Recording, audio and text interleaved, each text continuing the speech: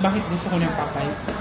Kasi na-miss ko yung lasa ng Popeyes chicken na parang panatlong luto sa mantika.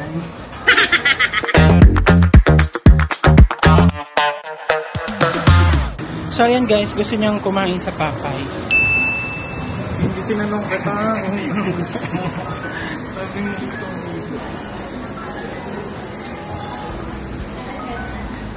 C7. Wala siyang rice, no?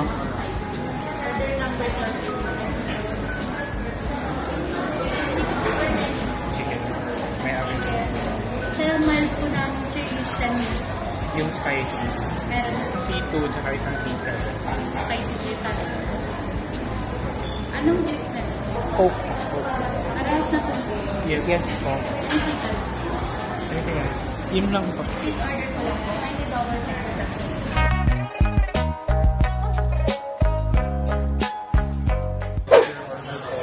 Thank you, waiter.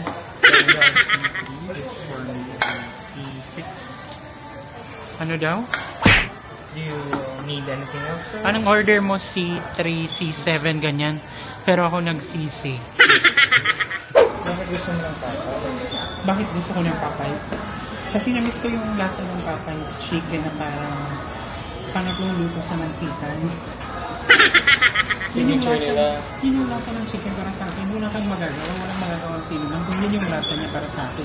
Ba't ako mag-pretend? Walang magagawaan? Walang magagawa ang sino man kasi yun yung panlasa ko. Panlasa ko yun.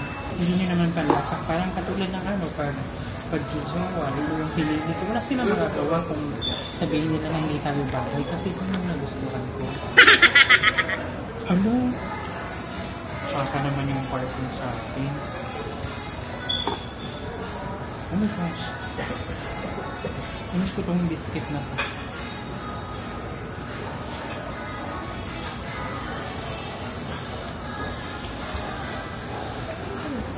So, yun.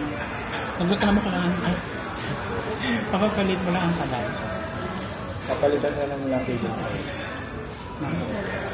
Yung, sabi mapalitan na lang chicken fries yung mashed potato. Mashed potato talaga siya. Hindi baka pwedeng alternate kung ayaw mo ng mashed potato.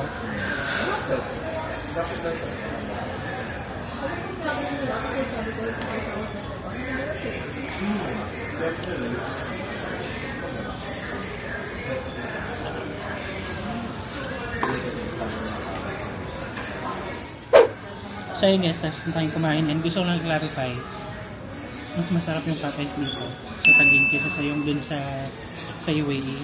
Sa UAE kasi minimin ko dati na parang Layo na po pare sa hindi, dati kasi overseas. Dati kasi nung kumakain tayo ng Popeyes sa Dubai, parang lasa nga, parang pangatlong salang na sa oil. Yung ganun feeling. Pero yung dito, hindi naman siya ganun. Just to clarify things.